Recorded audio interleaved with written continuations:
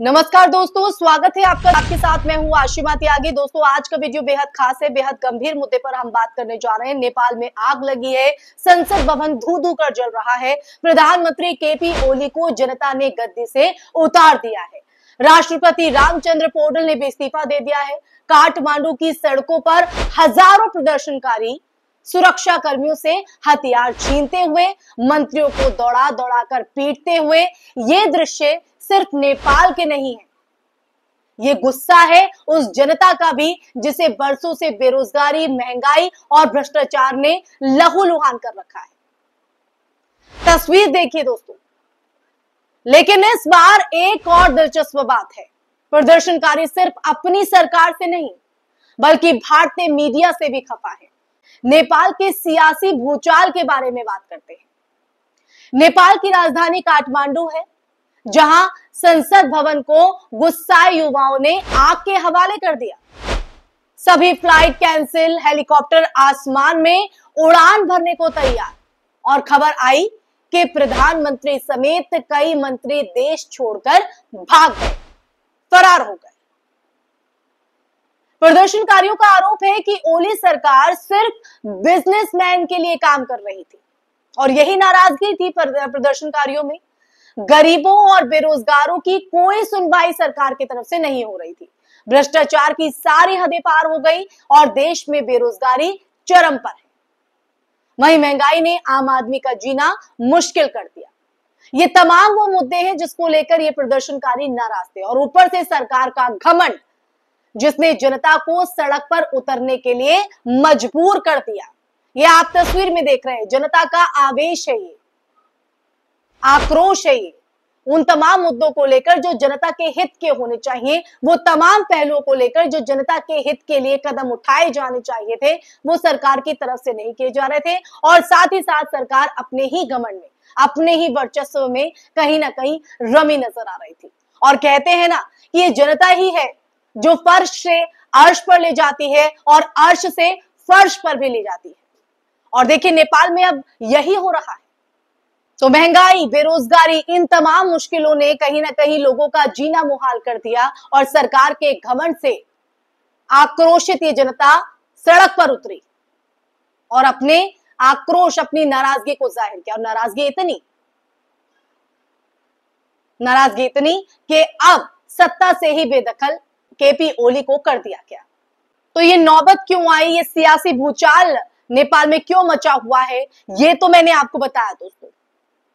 और इन तमाम जो तस्वीरें हैं वो अपने आप में पूरी स्थिति को बयां भी करती है।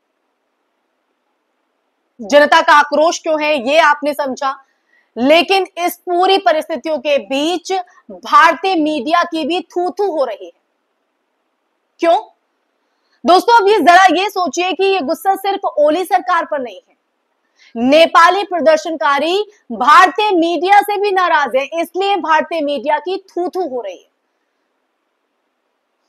उनका कहना है कि भारतीय मीडिया ने इस जन विद्रोह को जानबूझकर गलत तरीके से दिखाया, गलत तरीके से जनता के सामने परोसा।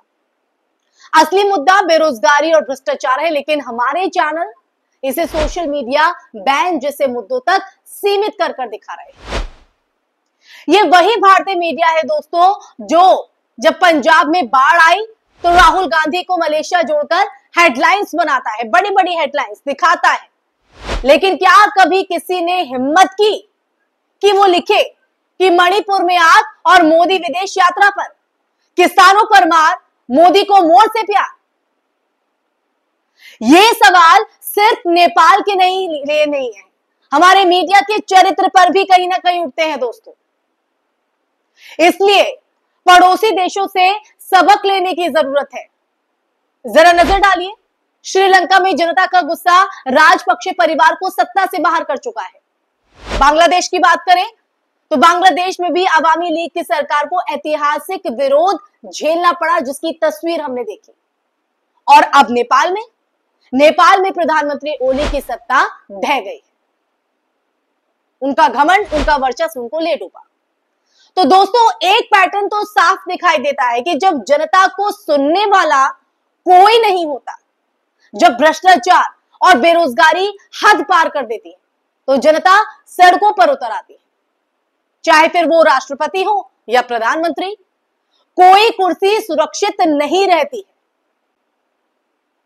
ऐसे में मोदी सरकार और पड़ोस की राजनीति पर भी बात करना जरूरी हो जाता है। अगले पहलू पर आते हैं इस चर्चा के। दोस्तों, अब सवाल यह है कि क्या हमारे प्रधानमंत्री नरेंद्र मोदी इस घटनाक्रम से कोई सबक लेंगे? हमारे ही पड़ोस में एक एक करके सरकारें जनता के गुस्से से हिल रही हैं। जनता कह रही है कि ये नेता सिर्फ विदेशी दौरों में व्यस्त है, आम आदमी की परेशानियों से उनका कोई सरोकार नहीं, कोई लेना देना नहीं, जो दिखता भी है। अब ऐसे में सवाल ये कि क्या भारत भी इसी राह पर बढ़ रहा है?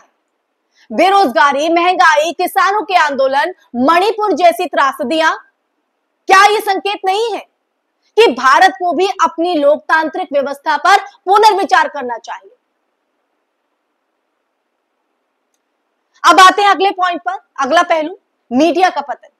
आज नेपाल के लोग भारतीय मीडिया को भी निशाने पर ले रहे हैं, सवालों के घेरे में खड़ा कर रहे हैं। ये वही मीडिया है जो सत्ता के खिलाफ सवाल करने से कतराता है। दोस्तों, पत्रकारिता का मतलब जानते हैं? पत्रकारिता का मतलब था जनता की आवाज बनना, उसकी आवाज को बुलंद करना, सत्ता से सवाल पूछना। लेकिन आज ये मीडिया गोदी मीडिया बन चुका है। ये सिर्फ नेताओं की पीआर मशीनरी बन गया है, बस उतना ही बोलता है जितना सत्ता चाहती है। और यही वजह है कि विदेशों में भी अब भारतीय मीडिया की जो साख है वो गिर रही है, थू यहाँ पर हो रही है। तो दोस्तों, आज की जो चर्चा है उसका सार यही निकलता है कि जनता की जीत, सत्ता का डर क्यों? क्योंकि नेपाल में प्रधानमंत्री के इस्तीफे के बाद जनता सड़कों पर है, जश्न मना रही है। मेयर शाह जैसे नेताओं को जनता का समर्थन मिल रहा है, जो जनता की आवाज बनकर सामने आए। सवाल यह है कि क्या हमारे नेता और मीडिया भी इस लहर से सबक लेंगे? लोकतंत्र में जनता सबसे ऊपर होती है दोस्तों। जब जनता खामोश रहती है तो सत्ता बेलगाम हो जाती है, और जब जनता यानी आप और हम जाग जाते हैं तो दुनिया की कोई भी ताकत उसे रोक नहीं सकती।